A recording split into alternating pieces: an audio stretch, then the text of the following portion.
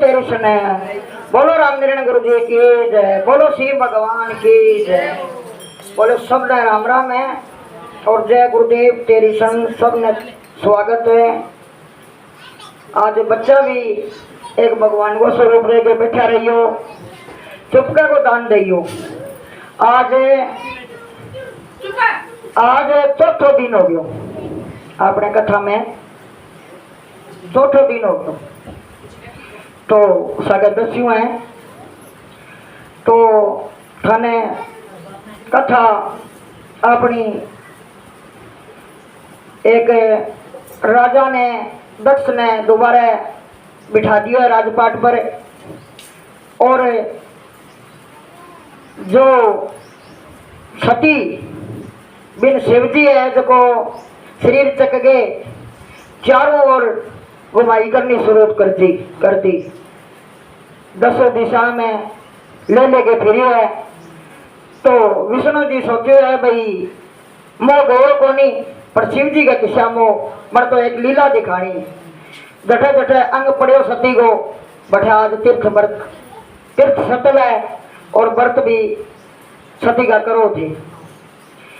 तो मैं एक ही बात कही भाई मन शुद्ध है तो तीर्थ व्रत दोनों काम देगा, इस कोई चीज काम कौन दे। तो एक मन चिंत एकाग्रा करके आज चौथे दिन की शिव महापुराण सुनो। तो बोलियो ना बेटा, अभी बोलना चालू कर दियो थे। तो ब्रह्मा जी का शिव जी का सती का हुआ के लिए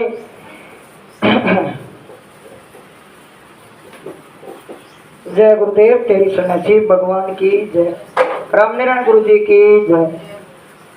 तो सती की कथा चलने लग रही भी आगी, और जो यज्ञ अंदर है अपनो तन भस्म कर दियो। क्या खातर? शिव जी खातर। भाई इन्हें मेरे पति ने बुलाया क्यों को नहीं है? आपको शरीर गठे बच्ची बन के रोई बठे ही आपको शरीर समाप्त कर दियो। बोलो ना तो क्या कहला रहा है? एक पतिव्रता धर्म कहला रहा है। तो बेरो है भाई जठा शिव जी है बड़ा सती है। शिव जी विषय पड़े है और सती 100 बारी, सती 100 बारी शरीर धारण करके और शिव जी भी न वर्ण के लिए है। जब तो शिव जी बोले कथा सुन ले, बोलो कथा तो सुनो, मैंने बताओ आ लीला की है। बोले लीला की है, मैं तो दिशो हूँ बसे बैठे हूँ, पर तू 100 बारी ये संसार है आई है मूर्तलोक पर, और मैं कहना बरी है तेरी मेरी शादी हुई है। बोले आ बात है तो क्या फिर वह आगा होगी। एक में था न दक्ष का यज्ञ करना तथा शंकर जी व सती को क्रोध के कारण नहीं बुलाना, इसका तो मैं तो आ चुके हैं। तो अब थाने में थोड़ी सी एक भजन सुनाओ, ठीक है?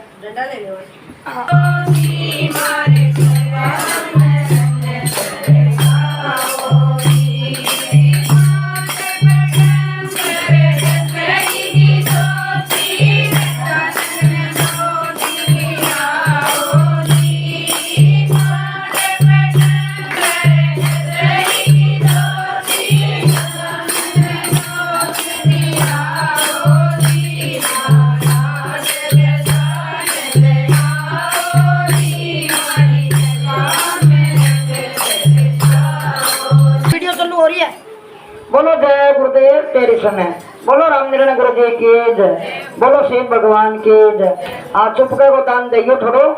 अच्छा जी, कोटि रुद्र सहित श्री शिव महापुराण 7वां खंड पहला अध्याय। नारद जी ने पूछा है पिताम, जब सती ने अपना शरीर त्याग दिया तब उन्होंने हिमालय पुत्री बनकर किस प्रकार तप करके भगवान शिव को प्राप्त किया। अब मैं ये कथा सुनाना चाहता हूँ। श्री ब्रह्मा जी बोले, हे नारद, जब श्री सती जी ने अपना शरीर त्याग दिया तब उनके शरीर में एक तेजों में ज्वाला उत्पन्न हुई। ज्वाला उत्पन्न हुई जिसका नाम ज्वाला भवानी हुआ, जो सबको सुख देने वाली है। उनको पूजा करने से मन चाहा फल मिलता है। कल्प भेदी से सती के और भाग भी प्रकट हुए हैं। नारद जी बोले प्रभु आप सब कल्प भेद के अनुसार सती चरित्रों का वर्णन कीजिए और बताइए कि कौन कौन सी शक्तियां उत्पन्न हुई। ब्रह्मा जी बोले नारद सती देवी जब शरीर त्याग करने जाने लगी, सब देवता संबोधित करने के कहा मैं अब शरीर त्याग करने जा रही हूँ, मेरे पिता सहित सब ऋषियों को कष्ट उठाना पड़ेगा, कोई भी बिना दंड पाए नहीं रह सकेगा। इसके पश्चात भगवान से मेरे योग के कारण दुखी होकर समस्त लोगों का भरण करेंगे। यह कहकर जब सती देवी वहां से जाने लगी तो उनकी माता और बहना उसे रोकने लगी, मगर वह अंतर ध्यान होगी कि वह सती शिव को आधो अंगों को और गंगा तट पर जाकर स्नान करके पवित्र वस्त्र पहनकर भगवान श्री सदाशिव का पूजन करके सांस को ब्रह्मांड में चढ़ाकर अपना शरीर को भस्म कर दिया। उससे इतना भयंकर शब्द हुआ कि हजारों मकाने गिर गए, प्रलय मचा दियो। यह देखकर सती के साथ जाने वाले गणों ने उत्पान मचाया, आरंभ कर दिया कि तुम ऋषि भृंगों ने मंत्र बल शिव गणों को भगा दिया। फिर शिव गणों ने जाकर भगवान शिव को सारा समाचार सुनाया। उन्होंने वीर भद्र को भेजकर यज्ञ नष्ट करवा दिया। यज्ञ नष्ट न भगवान शिव क्रोध कुछ शांत हुए, मगर सती के योग में बड़ा दुखी कर रहा था। भगवान शिव अत्यंत दुखी होकर उस स्थान पर गए जहाँ पर सती देवी ने अपने प्राण त्यागे। तो भस्म हो चुका था सारा कुछ, परंतु शिव दिव्य शरीर वहां पड़ा देखा और उसके देखने के साथ बेहोश हो गए। अंत भगवान शिव परम ब्रह्म अविनाशी और माया से रहित है, मगर संसारिक कर्म के अनुसार उन्होंने ये लीला की। जब वह होश आए तो एक साधारण मनुष्य की तरह सती का नाम ले लेकर और गुणों का वर्णन करके रोने लगे और सती के शरीर को उठाकर जंगलों वन पर्वतों समस्त लोकों में घूमते हुए रोने लगे। जब वह भारत खंड के सर्वत शांति पर्वत पर चोटी पर आए तब वहाँ एकांत स्थान पर आकर एक वट वृक्ष के नीचे बैठकर उस शोर में हाँ हाँ करने लगे। उनकी अश्रुधारा से वहाँ पर एक पवित्र सरोवर 2 योजन लंबा चौड़ा उत्पन्न हुआ, जिससे स्नान करना बड़े उत्तम फल माना गया है। सब इच्छाओं का पूर्ण करने वाला है वह। जहाँ ही सती का अंग गिरा वहाँ पवित्र तीर्थ बन गए। सब मनोकामना सभी की पूरी वहाँ होती है। सती जी शेष अंगों के क्रियाक्रम करके हड्डियाँ की माला बढ़ाकर भगवान सदाशिव ने अपने गले में पहन ली।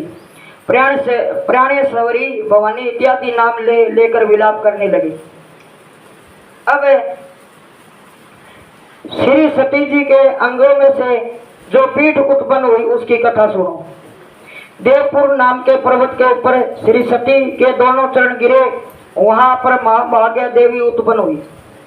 वह शतान पीठ है, वहां पर शिवलिंग भी है।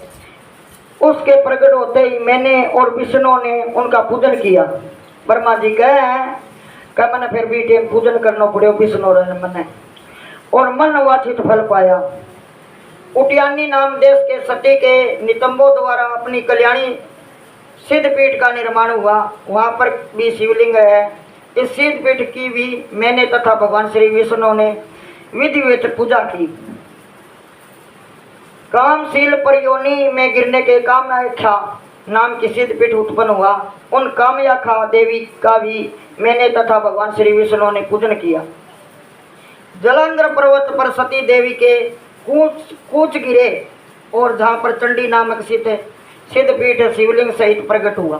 गंगा तट पर महामाया का एक अंग गिरा, उससे वागेश्वरी नाम सिद्ध उत्पन्न हुए। वहाँ पर शिवलिंग भी स्थापित हुए। हम सब देवताओं ने उन सबको प्रणाम किया। उनको पूजा करने वाले के मनोरथ अवश्य पूरे होते हैं। भगवान शिव ने मनुष्यों को यथार्थ ये लीला की, क्योंकि वह ही इस जगत के माता पिता है, लोक और परलोक सुख देने वाले। इसके पश्चात सती जी का जन्म मेनाक पर्वत के यहाँ हुआ। सती जी ने यहाँ बाल लीला समाप्त कर उसको धन्य किया। इसके पश्चात घोर तप करके भगवान शिव को प्राप्त किया। नारद जी बोले प्रभु आप सती देवी के दूसरे अवतार की कथा मुझे सुनाइए। भाई सती को तो सुन लेंगे, तो नारद जी बोले प्रभु ये कृपा करके सुनाइए। श्री ब्रह्मा जी बोले हे नारद पुत्र, जब सती भस्म होने जा रही तो उन्होंने सदाशिव से वर मांगा था कि हे प्रभु यद्यपि मैं अपना यह शरीर त्याग कर रही हूँ, मगर आप सदा मुझे पर अपनी कृपा दृष्टि बनाए रखना और मेरे प्रेम भी सदा आपके चरणों में बना रहे। अब तुम सती जी के दूसरे जन्म की कथा सुनो। तो आज अनैयाड़ा में माता बिना जो सुन रही हो प्रेम पूर्वक सुनो। उत्तर दिशा के हिमालय नाम का बड़ा भारी पर्वत है। जिन दिनों में कथा कह रहा हूँ उन दिनों वहाँ पर हिमालय नाम का राजा करता था। हिमालय बड़े ही तेज सभी सर्वांग सुंदर विष्णु का रूप और संतों का प्रिय था। एक बार सभी देवता पितरों से प्रार्थना की कि वह अपनी रूप वह गुणों की खान पुत्री मेनका का विवाह हिमालय के साथ कर दे। इसी में सबकी भलाई है। पितरों ने देवताओं की प्रार्थना स्वीकार कर ली और उन्होंने अपनी मंगल रूपाणी कन्या का विवाह इमराज हिमालय के साथ कर दिया। उस विवाह में बड़ा ही उत्सव हुआ और भगवान श्री विष्णु सहित सभी देवता उसमें सम्मिलित हुए, सभी आए। मेनका के जन्म की कहानी है दूसरी कथा में दूसरे अध्याय में मेनका के जन्म की कथा आती है। नारद जी बोले प्रभु आपने मेनका के जन्म की कथा नहीं सुनाई। ब्रह्मा जी बोले सुनो, वह भी कहता हूँ। मेरे पुत्र दक्ष के यहाँ कई संताना हुई थी, किंतु वह सब की सब तुम्हारे उपदेश के कारण विरागी हो गई। वह विरागी होगी तो 60 कन्या उत्पन्न हुई, जिनका विवाह उसने कश्यप ऋषियों के साथ कर दिया। उस 60 कन्याओं से सौदा नाम की कन्या उसने पितरों को दी। सौदा के यहाँ 3 कन्या उत्पन्न हुई, मेनका, धन्या और कमलावती। ये तीनों कन्या रूपवंती तो थी, उसके साथ साथ धर्म स्वरूप भी थी। एक बार ये तीनों बहनें क्षीर समुद्र में भगवान विष्णु के दर्शनों से सेवा तथा पूजा के लिए गई। सेवक वंश ठीक उसी समय तेरे पुत्र सनकादिक वहां पहुंचे। विष्णु के समस्त देवमंडल के साथ उठकर उनका स्वागत किया, लेकिन ये तीनों बहनें शिव जी की माया से मोहित होकर वहां चुपचाप बैठी रही। इस पर वह मेरे पुत्र सनकादिक भी भगवान की माया से मोहित होकर क्रोध से भर गए और उन्होंने तीनों बहनों को दंडित करना चाहा। और योगेश्वर संत कुमार ने इन बहनों को श्राप दे दिया और संत कुमार ने कहा तुम तीनों बहना श्रुति को जानती हो, तुमने अभिमानवश अभिवादन नहीं किया, इसलिए तुम स्वर्ग में रहने के योग्य नहीं हो, अतः तुम मनुष्य लोक में चली जाओ। अब हम तुम्हारे वर भी देंगे, ध्यानपूर्वक सुनो। अब हम तुमको वर भी देंगे, ध्यानपूर्वक सुनो। तुम में से 2 ज्येष्ठा हैं वह राजा हिमालय से ब्याही जाएंगी और अपने गर्भ से जगत जननी पार्वती को जन्म देगी और भगवान शिव को अपना पति बनाएंगी और अपने कुल के पापों को नष्ट कर देंगी। दूसरी कन्या धन्या राजयोगी जनक की पत्नी होगी, जिसके यहाँ महालक्ष्मी सीता होकर उत्पन्न होगी। तीसरी बहन कलावती द्वापर में महाराज वृषभान को प्राप्त होकर श्री राधे जी का जन्म देगी, जो कि आंध कंद वरदराज भगवान श्री कृष्णचंद्र जी महाराज की प्रियतम होगी।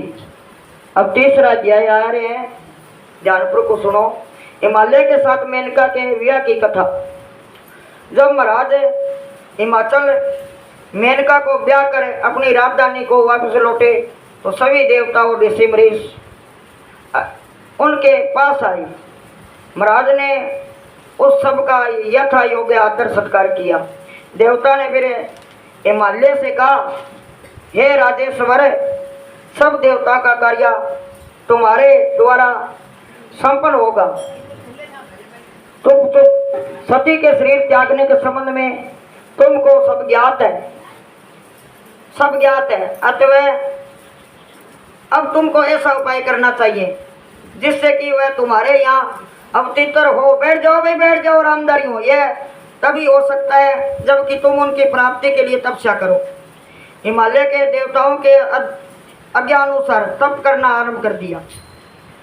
मैं और श्री विष्णु सहित देवताओं के साथ लेकर जगजननी जगदम्बे के पास गए और उससे कहने लगे, जगजननी जगत माता, आप सर्वश्रेष्ठ और महान हैं, आपकी महिमा अपार है।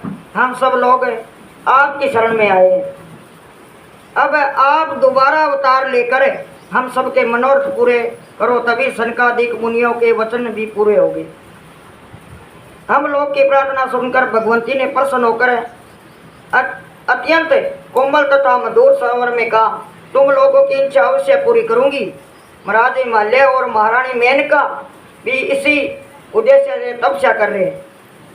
जो तपस्या बिना ना तो शिव जी का अवतरण होया, ना ही विष्णु का होया, ना ही शक्ति का होया। अब जगदम्बा है जबकि बाई सती रूप में हिमालय का होगी, माना मेनका गए कोख की बहुत तरण होगी। तो हिमालय और महारानी मेनका भी उद्देश्य से तपस्या कर रहे हैं। इसके साथ ही साथ श्री सदाशिव जी की भी वही इच्छा है। ऐसा कहकर भगवंती अंतर्ध्यान होगी। देवता प्रसन्नचित है, अपने धाम की वापस लौट आई। अब चौथा अध्याय आ रहे, हिमालय तथा मेनका का भगवंती जगदम्बा का अपने यहाँ जन्म लेने के लिए पूजा करना। ब्रह्मा जी बोले, हे नारद, ब्रह्मा जी का पुत्र नारद जी। तो ब्रह्मा जी बोले अपने पुत्र नारद से, देवताओं को देश मानकर हिमालय और मेनका दोनों ही भगवंती जगदम्बा का पूजन करने लगे। वह लोग आठ्यों का व्रत रख कर भगवान सदा शिव का पूजन करते थे। फिर नौमी के दिन धूप दीप आदि से भगवंती का पूजन करते, कभी आहार के साथ और कभी निराहार रहकर जगदम्बा का पूजन करते। वह 27 वर्ष तक इसी तरह से तप करते रहे, 27 साल। उनकी तपस्या से प्रसन्न होकर भगवंती ने उनको साक्षात दर्शन दिए। उनके श्री अंगों की आभा प्रभुता काल के सूर्य के समान थी। मस्तक पर चंद्रमा का मुकुट था। वह उभरे हुए सतनों और नेत्रों से युक्त थी। उनके मुख पर मुस्कान की छटा बिखरी हुई थी। हाथों में वरद अंकुश पास एवं चुप हो जाओ, अब मुद्रा शोभा पा रही थी। भगवंती ने हिमालय से कहा, वर मांगो। आपके पिता जो बनना आबान बोले, वर मांगो, वर मांगो। मेनका ने बार बार नमस्कार करके अनेक प्रकार के प्रणाम करके और उनके गुणों को बखान करके कहा, मातोश्वरी, मैं तो आपकी शरण में हूँ। यदि आप मुझे प्रसन्न हो तो मुझको सबसे पहला वर यह दे कि मुझे रूपवान गुणवान बलवान विद्यावान 100 पुत्र प्राप्त हो। दूसरे यह देव की आप स्वयं मेरी कन्या के रूप में आकर अवतार ले। 100 तो पुत्र दे, स्वयं तू आ जा, भी भवानी ने कहो। भगवती ने यह सुनकर और हंसकर बोली, इस प्रकार का वर मांगने वाली देवी तुम धन्य हो। तुम्हारी इच्छा अवश्य पूर्ण होगी। तुम्हारे यहाँ 100 पुत्र होंगे और तुम्हारे बड़ा पुत्र अधिक बलवान होगा। और जो दूसरा वर तुमने मांगे है उसके लिए मैं तुम्हारे यहाँ पुत्री रूप में जन्म लूंगी, तुम्हारी अवश्य पूर्ण करूंगी। दोनों वरदान देकर उमा देवी अंतर्ध्यान होगी। उमा थी और बाद में सती हुई। सती से अब मेनका के घर जन्म की तैयारियां जगदम्बे कर रही है। तो 5वां अध्याय आता है, भगवान शंकर का सती के योग में अवधूत होकर समस्त लोगों को घूमना, क्योंकि वो इसी प्रकार ही घूमता रहा। श्री ब्रह्मा जी बोले, हे नारद, श्री सती जी के शरीर त्यागने के पश्चात भगवान शिव, चुप करो बेटा भी।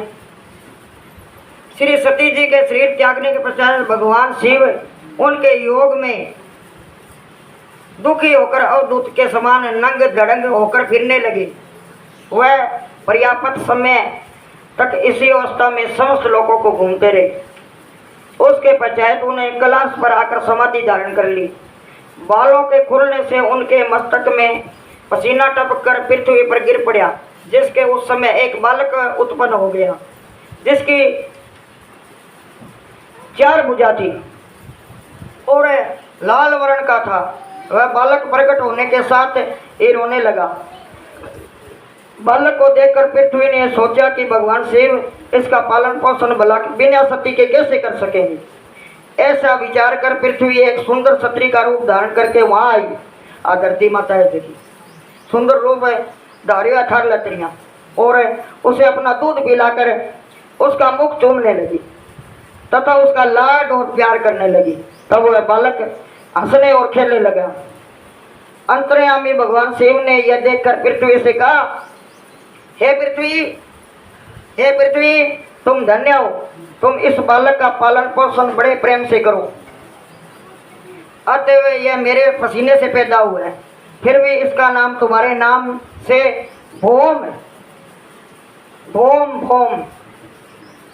अब क्या थे वो कुल पूछो, भोमियो भोम होगा, यह तुम्हारे सुख का कारण बनेगा। अब थाने थोड़ा थोड़ा बात को ज्ञान आवे भी क्या चीज हूँ, मतलब धरती हूँ, क्या चीज हूँ। देख लो, जी टाइम में पार्वती आंख घुमाई जब तो एक पुरेश से निकल गयो, अर्पण भुजा घुमाई शिव जी जब एक और निकल गयो, खैर कोई आंख करी इटा में शक्तियां निकल गई, और आज रचना लो खेरे खेलिए ही बैठे हो। तो इतना कहकर भगवान शिव चुप हो गए, शिव चुप हो गए। बालक को देखने भगवान शिव की चिंता योग दोनों ही कुछ कम हो गई। धरती माता उस बालक को उठाकर अपने घर ले आई और वे प्रेम से, बड़े ही प्रेम से लालन पालन करने लगी। कुछ दिन बाद जब भोम कुछ बड़ा हो गया तो भगवान शिव जी महाराज की तपस्या के लिए मधुवन में चला गया। वही तपस्या करने चला गया।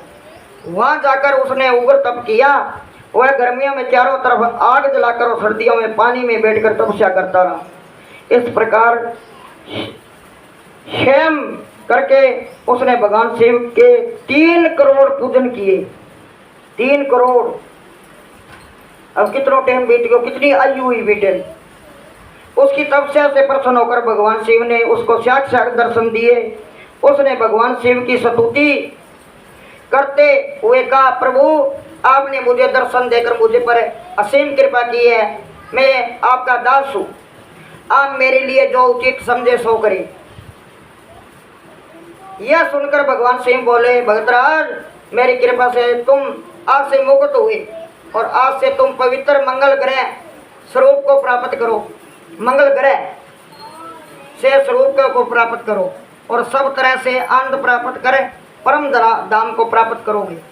यह कहकर भगवान शिव अंतर्ध्यान हो गए और भौम अपने लोक को जाकर परिवार के साथ आनंद भोगने लगे। अपने परिवार सहित आनंद भोगने लगे। वह आयु पर्यटन भगवान शंकर का पूजन करता रहा। उसके पश्चात उसको शुक्र लोक से भी ऊपर का लोक प्राप्त हुआ। जो शुक्रवार ने जो लोक मिलियो है ना, भी ऊपर लोक बिंगो ट्राई दियो भौम को। बेटा चुप रहो बाके शाना होनी मैंने बताया होनी छोटा दिया यार वो चुप करने वाला बंदो को क्या है। बोलो जय गुरुदेव तेरसन, बोलो रामजन गुरु जी की जय। मेनका का शिव जी से वरदान प्राप्त करना। श्री ब्रह्मा जी बोले, हे नारद, भगवान शिव से वरदान प्राप्त करके हिमालय की पत्नी मेनका प्रसन्नचित होकर लौटी।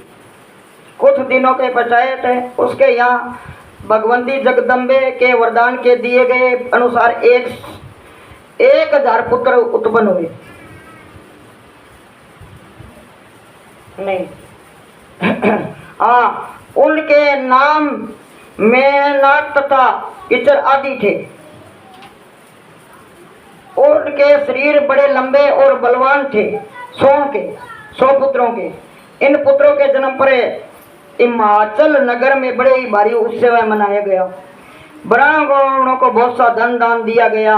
इसके पश्चात महाराजा हिमाचल का कार्य सिद्ध करने के लिए भगवती सती महाराजा हिमाचल के हृदय में प्रकट हो गई। हिमाचल के हृदय में प्रकट हो गई।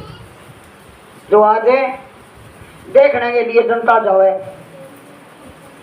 प्रकट होगी उस तेज के शुभ मुहूर्त में मेनका को दान कर दिया। गर्भधान के पश्चात मेनका का शरीर बड़ा ही तेज सभी मालूम होने लगा। उसको देखकर महाराज माल्यत कि यह दशा हो गई कि बार बार मेनका के पास आता था और वो उसको पूछता था कि उसके किसी वस्तु की जरूरत है तो बताना। उस समय मेनका लज्जित सी होकर कुछ उत्तर नहीं देती थी।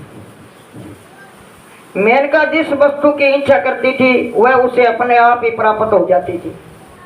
क्यों बा एक नाटक करण खातर भी वो गर्व है जो को ज्यादा ऊंचाई पर आ गयो तो बा इच्छा करती रही भगवंती वाह इच्छा धारणी भाई बोले माता की क्या इच्छा है वो आगे मिल जाए। तो अब राजा तक क्या जरूरत पड़ेगी।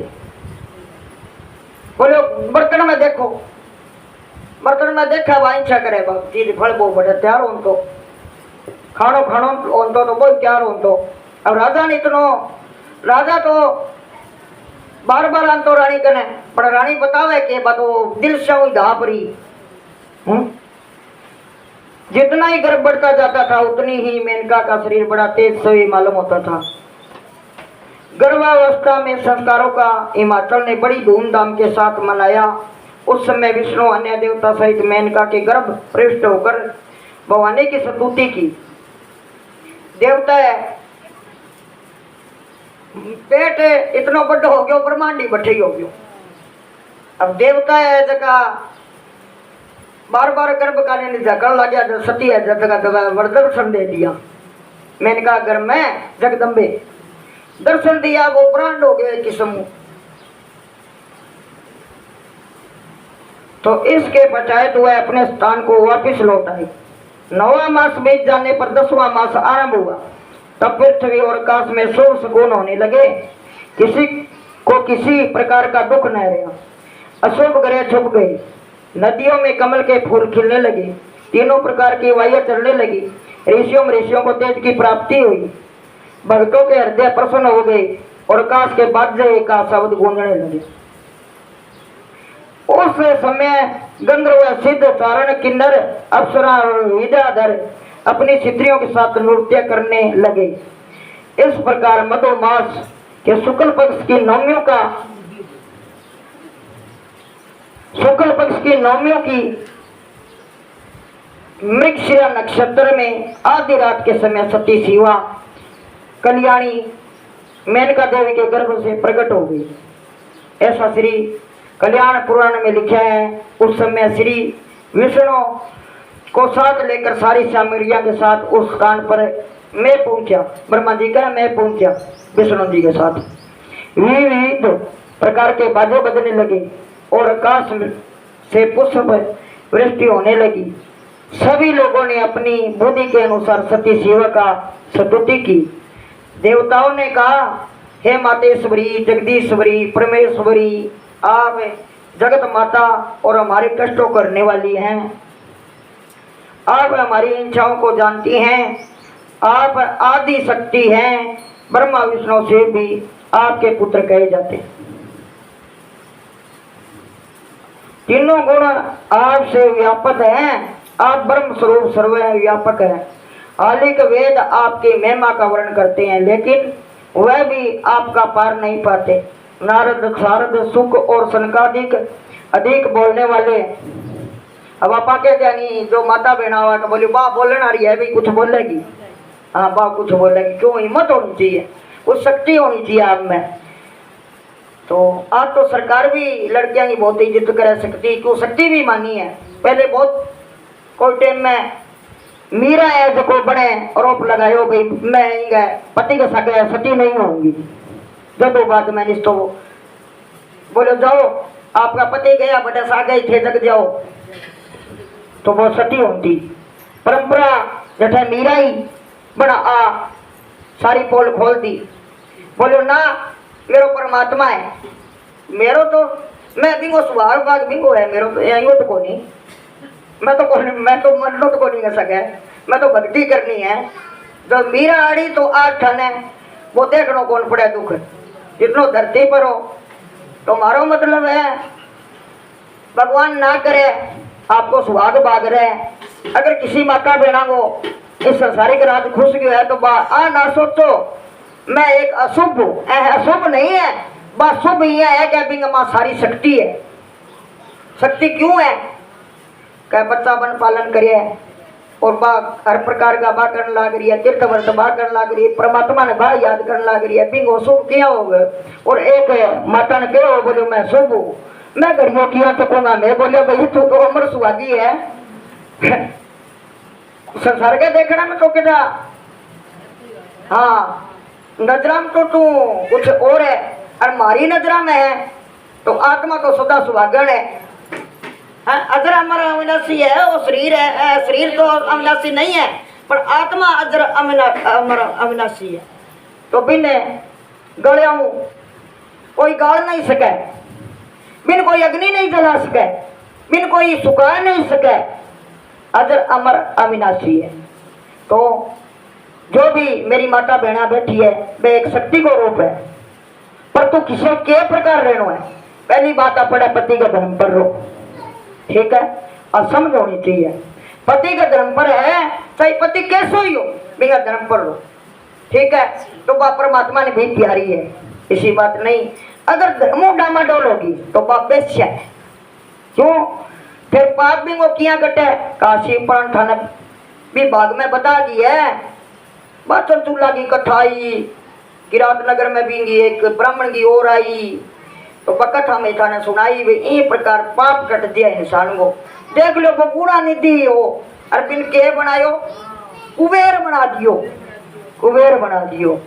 तो देखो ये प्रकार है एक छोटी मोटी चीज नहीं है, बस शक्ति थाने दिन दी है। जगदम्बे जगदम्बे बड़ी क्यों मानी गई है? सत्री सारो काम करे और एक दिन इंसान ने प्रेस न लगा दो वो काम कैसी अरे कटे गई अरे मैंने सारो काम ढूंढो पड़ गयो। हाँ बच्चा है जगह माने को नहीं गयो या घर का झाड़ू पोछा एक और लेके बैठ दिया तो सारा कपड़ा आप कर लिए फिर रोए बोलो आवे जल्दी सी जद बाहर पड़े। तो अब गल भी मेरे एक कथा सुने तो महात्मा जी है जो कुछ समझ ही देगा, कोई बुरा काम तो कौन करे। अच्छा जी अब सुनो मातेश्वरी जगदीश्वरी परमेश्वरी तो मेरे थाने सबोधित एक शक्ति को मान लियो। तो आप आदि शक्ति हैं, ब्रह्मा विष्णु शिव है, आपके पुत्र कह जाते हैं। तीनों गुण आपसे व्यापक है, आप ब्रह्म स्वरूप सर्वव्यापक है। आलि के वेद आपकी महिमा का वर्णन करते हैं। इसी प्रकार ब्रह्मा विष्णु शिव तो आपके ध्यान भक्ति में पड़ा, ब्रह्मा विष्णु बंगी इस प्रकार माता की सब करने लग गया है लेकिन वह भी आपका पार नहीं पाते। नारद सारद सुख सनकादिक बोलने वाले भी आपकी महिमा का वर्णन नहीं कर सकते। कृपया आपकी कृपा से मूर्ख भी आपकी स्तुति करते हैं। आप अपने भक्तों को मुक्ति प्रदान करती हैं और करोड़ों कल्याणों को आप अपने को काबू में किए हुए हैं। आप अहंकार को भक्षण करने वाली है, आप ही वेद और वेदांत है। इस प्रकार जगदम्बा की स्तुति करके सब लोग अपने अपने स्थान को लौट गए। स्थान को लौट गए। सातवां अध्याय आता है देवी भगवती का हिमाचल के यहाँ जन्म लेना तथा 8 भुजाओं का रूप धारण करके मेनका को साक्षात दर्शन देना। आपकी माता ने बताया बोले मैं अब बाहर आऊंगी। तो श्री ब्रह्मा जी बोले हे नारद और अब आप जो भी नाइयाला नगर में आप सुन रही हो जो माता बहना तो जन्म के पश्चात कुंती देवी संसारी के कन्याओं को समान होकर रुदन करने लगी। उस रुदन के शब्द सुनकर नगर की स्त्रियां तुरंत हिमाचल के महल में दौड़ी आई। इतनी तकड़ी आवाज ही बांगे का नागमा महाराज हिमाचल अपने यहाँ देवी का अवतार लेने का संबंध सुनकर अत्यंत आनंदित होकर अपने महलों में पहुंचे। उन्होंने बड़ी धूमधाम से जन्मोत्सव मनाया। उस समय आदि शक्ति ने 8 भुजाएं वाला रूप धारण करके मैना को साक्षात दर्शन दिए। सिर पर चंद्रमा की मुकुट था जो मरकत मणि का समान कांति वाली हो। अपनी 8 भुजाओं के संग चक्र धनुष बाण इत्यादि धारण किए हुए थे। जिनके छिन्न भिन्नंगों के बांधे बांधे हुए बाजू बंद हार कनकरण खनकनाती हुई कंध नी रून झून करते हुए नपोरों की विभूषित थे तथा जिनके कानों में रतन कुंडल झिलमिला रहे थे। उस समय मेनका ने देवी की स्तुति करते हुए कहा, हे भगवंती, आपने बड़ी कृपा की, मेरे घर जन्म दिया। इस समय आपका जो स्वरूप है वह सदा मेरे लिए मन में शिष्ट रहेगा। अब आप बाल स्वरूप बनकर मेरे लिए सुख प्रदान कर दी। बिटिया तू बड़ी रहेगी तो मैं ये बात ने क्यों समझूंगा। अब तू अपना रूप ले, मैं तेने खिलाऊं, मैं तेरो लाड करूं, क्यों माता को प्यार बड़ो ऊंचो है। यह सुनकर महामाया ने कहा, मैंने यह स्वरूप के लिए धारण किया है कि तुम को किसी प्रकार की कोई शंका न करी, क्योंकि वरदान देते समय तुमने मेरा ये स्वरूप देखा था। इतना कहकर देवी पुनः बाल स्वरूप धारण कर लिया और रोने लगी। महाराज हिमाचल ने विधि पूर्वक देवी का जातक्रम किया, फिर ब्राह्मणों को खूब जी खोल कर दान दिया, याचकों को मुंह मांगी वस्तुएं देकर विदा किया। फिर शुभ मुहूर्त में कन्या का नामकरण संस्कार किया। ऋषियों ने तारा, महाविद्या, कांति आदि अनेकों नाम बताए। हिमाचल के महल में देवी चांद के समान बड़ी होने लगी।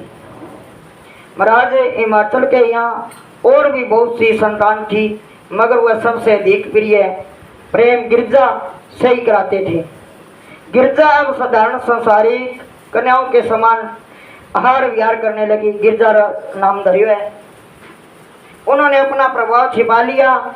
अब वह सहेलियों के साथ खेलती हुई, सखियों के साथ गेंद खेलती हुई, तनिक बड़ी होकर वह कौड़ियों से खेलने लगी और सुरसरी से में जाकर जल क्रीड़ा भी करती। बाल्यावस्था अनुसार उन्होंने विद्या अध्ययन भी आरंभ कर दिया था।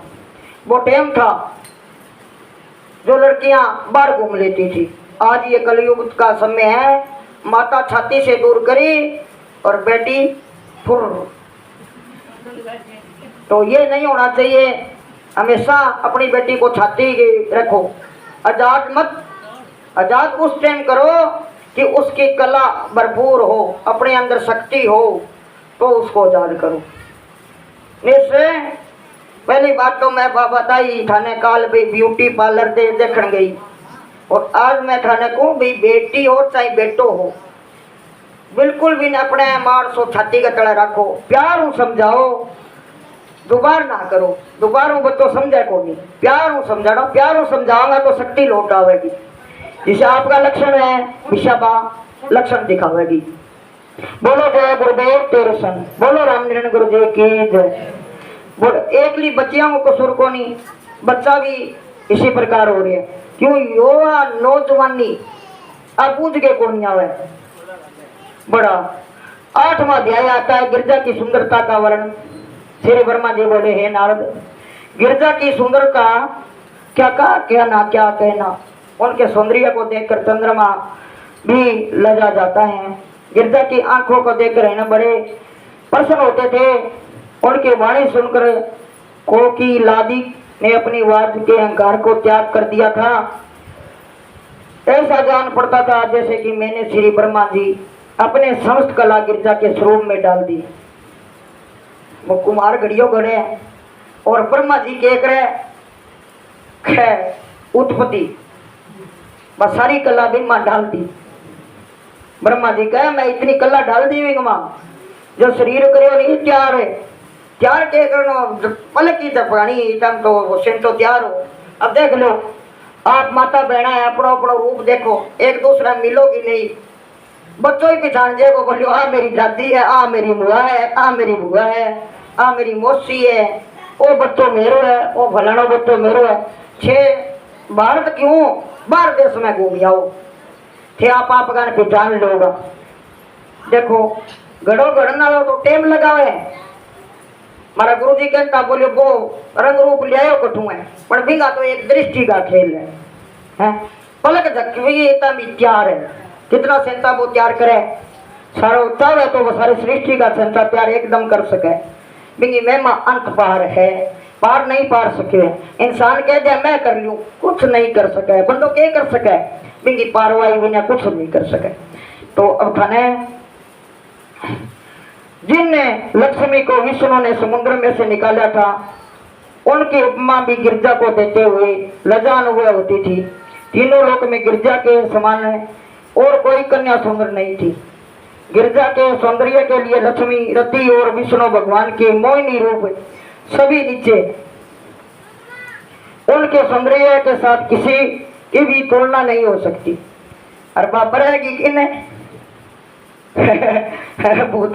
भूतिया करेगा मौसी, चांद ऊपर होगा, गंगा की धारा बहती होगी, बाकी का कोट करेगी।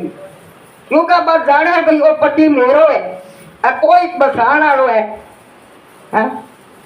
आज कह दिया क्या बोले माँ बाप को देख लो, मैं रिश्तों नहीं लूंगी, बड़ी लिखी हूँ। अरे कुछ माँ बाप तो देख है, तो तेना पाल पोस के मोटी करी है। या लड़को कह दिया क्या कोनी मैं बा है जो को लाऊंगा।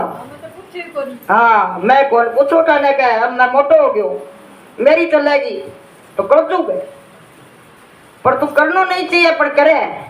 हाँ पहले राजा रजवाड़ा का टाबर है जगह एमा अभ्यास में देखा तो तब हो ही है। अरे ती आज की कौन चलेगी। हाँ हाँ लड़को मनावे भाई मैं। हाँ सरकार को रोब है। हाँ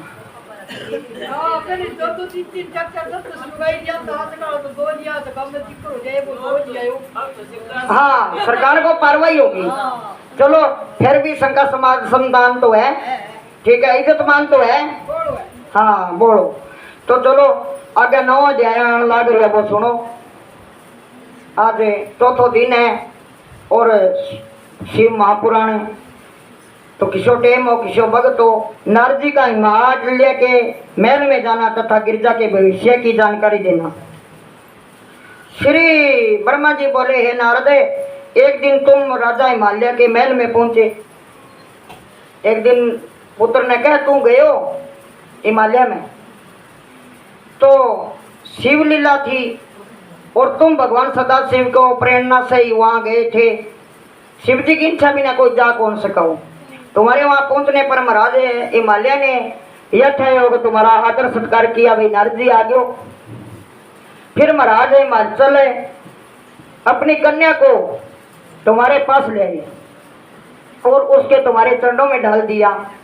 उससे भी तुम्हारे चरणों में प्रणाम किया और स्वयं भी बार बार नतमस्तक होकर तुम्हारे चरणों में प्रणाम करने और कहने लगे ऋषिराज जी, नारद जी, आप तीनों कालों अर्थात भूत वर्तमान तथा भविष्य का हाल जानने वाले हैं।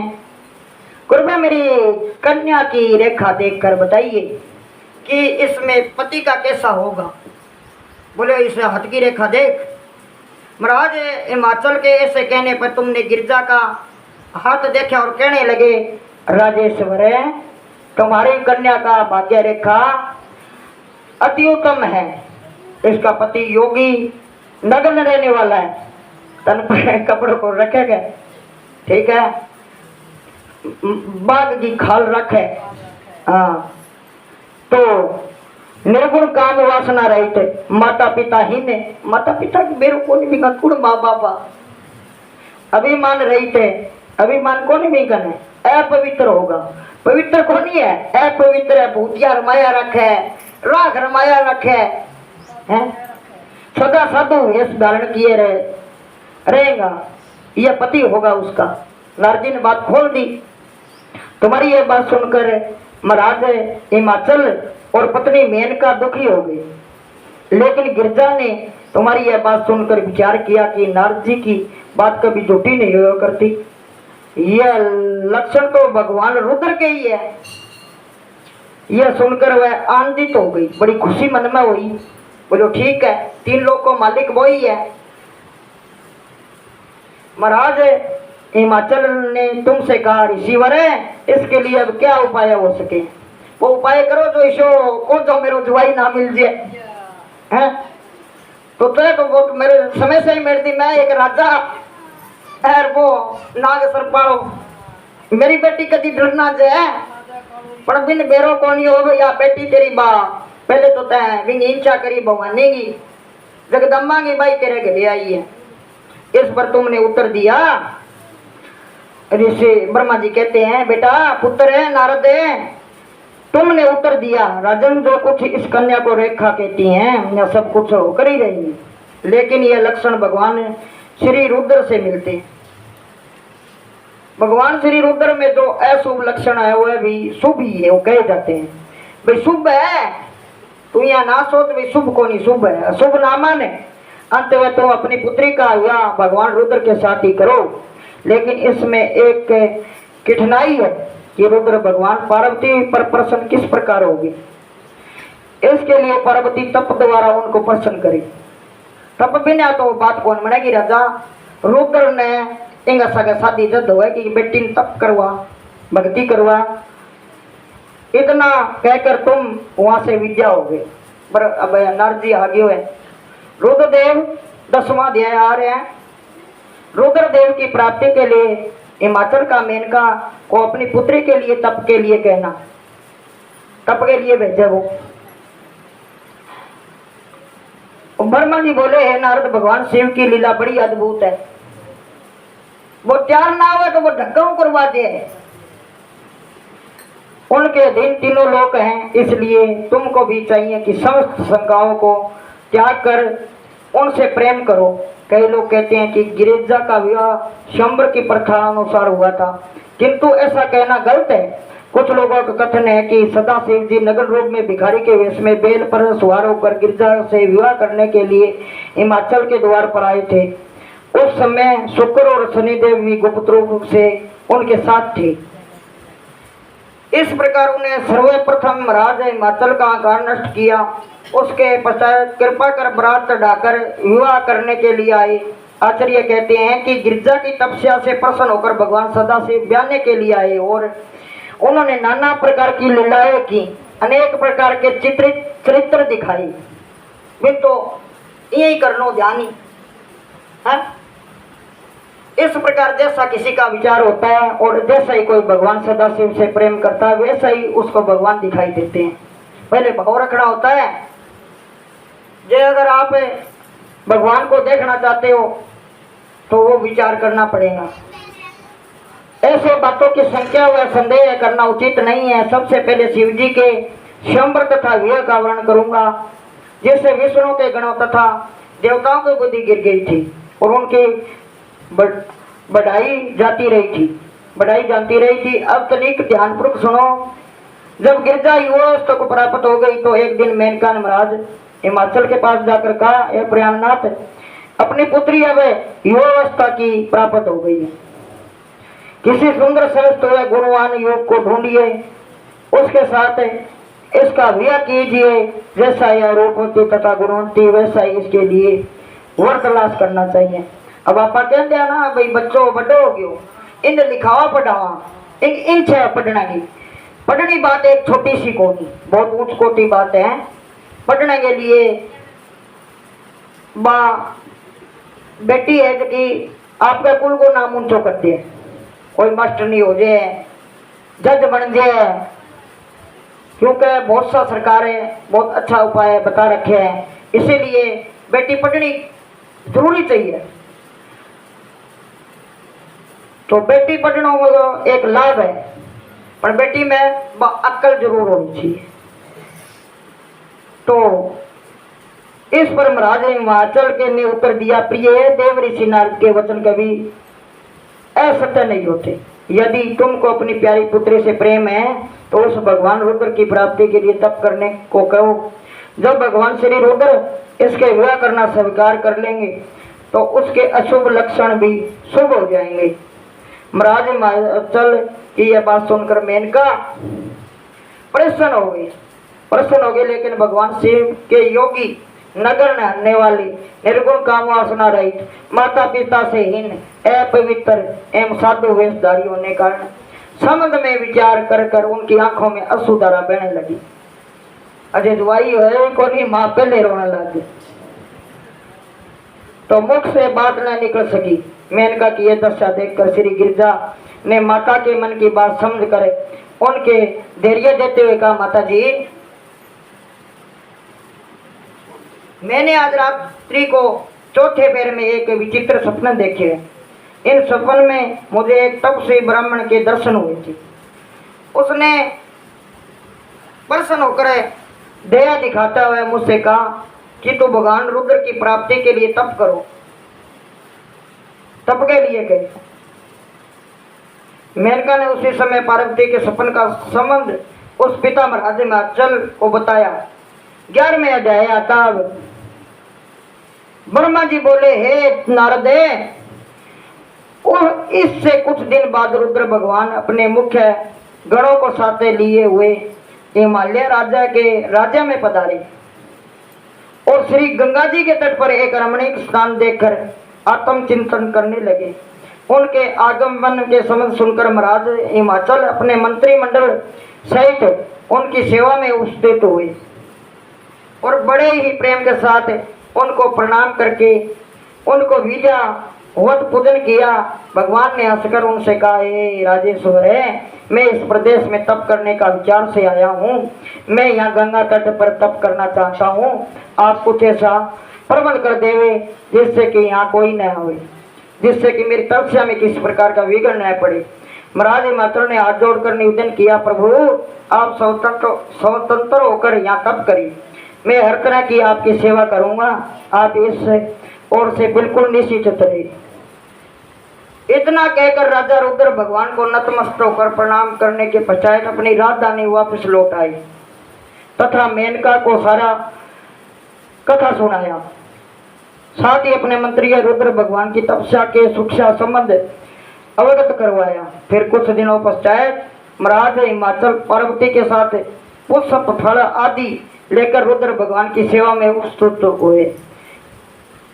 जठा हिमाचल पर है, शिव जी आप तब से आ गए, जिज्ञा मांग ली और बठई पार्वती पुष्प आदि की पूजा करने के लिए, पुष्प तोड़ने के लिए आजे। गिरजा को सामने लाकर कहा, प्रभु यह मेरी कन्या गिरजा है, यह आपका नित्य पूजन ध्यान करती है। यह सुनकर भगवान ने नेत्र खोले और बोले, राजन, यह कन्या गुणों तथा रूप की खान प्रतीत होती है। चंद्रमा के समान रूप मती है। गुणवती होने के कारण में इसका यहाँ रहना पसंद नहीं करता, क्योंकि इस प्रकार की सुंदरी में माया में स्त्रियों के निकट रहने से हमारे जैसे तपस्वी की तपस्या में विघ्न पड़ सकता है। बुढ़ा दियो क्या सुंदर है, आंख आएंगी, सुंदर है कला आएंगी, इसी स्त्रियों को दे मेरे मैं तपस्या करूं और आप फूल लेके आवेगी, पूजा करेगी, तो हमारे लिए ठीक कोनी में साधु आदमिया। भगवान शिव की बात सुनकर महाराज हिमाचल अत्यंत व्याकुल हो गई, लेकिन पार्वती बिल्कुल घबराई नहीं। उन्होंने कहा, योगेश्वर है, जगदीश्वर है, एक कृपा सागर है, दया सागर है, आपने यहाँ पर एक महान तप करने का विचार किया है, लेकिन मैं आपसे ये पूछना चाहती हूँ कि क्या आप तप शक्ति युक्त नहीं है? क्या शक्ति सब कर्मों से प्रकृति नहीं मानी गई है? शक्ति से ही चराचर जगत की रचना हुई है। हाँ, बात पूछेगी, लड़की है जकी राजाली जगदम्बे के जकी रूप में ही पालनहार और सुनार हुआ करता है। तनिक विचार करे कि यह प्रकृति है, क्या वस्तु और आप कौन है? मेरे को यह भी बता दो। आपकी कही है, यदि प्रकृति न हो तो यह शरीर है और यह स्वरूप किस प्रकार का है? यदि जीव सदा सदैव शक्ति का ध्यान पूजन करते रहे तो संसार के कार्य सुगमता पूर्वक चलते रहे। भगवान शिव ने गिरजा भवानी के प्रश्न का उत्तर दिया, हे हिमाचल कन्या, मैं तो प्रकृति का तप द्वारा नाश कर चुका हूं तथा अब तो मैं तंतुओं रूप में शिष्ट हूँ और साधुओं के लिए प्रकृति का संग्रह करना उचित नहीं है। इस सत्य से में आप भली भांति परिचित है। इस पर लौकिक व्यवहार के अनुसार गिरजा हंसकर बोली, योगी राज, आप जो कुछ कह रहे हैं उस पर तनिक विचार कर कहे। मैं आपसे पूछना चाहती हूँ कि यदि आप प्रकृति को नाश कर चुके हैं तो आप किस प्रकार का विद्यामान है? कौन सी विद्या है? मन तो बता दे। यह सारा जगत की प्रकृति से बंधा हुआ है ना, और उसी प्रकृति के द्वारा ही इस संसार का समस्त कार्यक्रम चल रहे हैं। क्या आप प्रकृति को समझ नहीं पा रहे? मैं ही प्रकृति हूँ और आप पुरुष हैं। प्रकृति तो मैं हूँ और आप पुरुष हैं। आप भी मेरी कृपा द्वारा चेष्टावान है, आप भी मेरी कृपा द्वारा चेष्टावान है। एवं सगुण है, एवं सगुण है, नहीं तो आप किसी कार्य के लिए समर्थ ही नहीं है, इतनी सामर्थ्य ही नहीं हो सकती। हे नारद, श्री गिरजा के ऐसे वचन सुनकर भगवान शिव ने कहा, हे पार्वती जी, यदि मैं माया से रहित परमेश्वर हूँ तो फिर आप भक्ति प्रेम एवं श्रद्धा पूर्वक मेरी सेवा के लिए प्रस्तुत हो जाए। शिव जी ने हारनो पड़ो। शक्ति कोई छोटी मोटी चीज को नहीं है। हाँ, कन्ने अक्ल होनी चाहिए, बुद्धि होनी चाहिए। अब पूरे से बता एक कह कर लिए है, जे शक्ति नहीं होगी, प्रकृति नहीं होगी तो बेतन तुम्हें क्या खाऊंगा है? अब देख लो, शरीर छोड़ दिया जो शरीर तो वो भी ही पड़ो रहे, वो असलो है जो को जिया जिया कर्म करेड़ा है बिना रास्ता बे हो जाए। बाद में क्या जल्दी ले जाओ बासण लाग जाए वो। और एक लोग कोई समझ है पास कौन बैठे, बोलो डरा देगो रात में रहने दियो, बोलो जा हाथ जोड़ दिया बाबा तेरा आगे, अब नहीं तो गंगा ही ना तो रहे। मैं तो मान लिया बनायो तो अच्छो लाग्यो, खेती के अंदर काम करियो तो अच्छो लाग्यो, या कोई माता बहने या शरीर छोड़ के जावे, बच्चा पालिया सुंदर सुंदर काम करिया तो कहा हाँ बड़ी धर्म पत्नी है, बड़ी अच्छी है, तो फिर बाद में बोले बोले जा ये बड़ी डरावेगी, जा बच्चा बड़े रही का ठंडा ठंडा पानी में जा फिर जाकर। अरे देरो कोली तू कर्म के अनुसार इन तो मिलगी, तू किन क्या है वे ओके वो शरीर सुने वो तो मिट्टी को पुतलो है, मिट्टी में मिल जाए वो। हाँ उठो करके ना देख ले क्या पछ हो रहे थे वो तो अक्ल और दे था मुर्गी आ मुर्गी।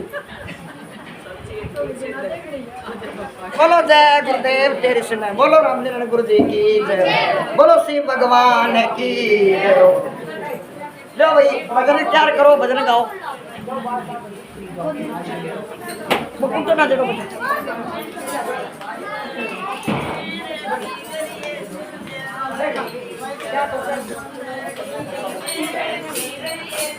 बड़ा लगाई एक लगाई लगाई लगाई, गर्मी बहुत हो गई।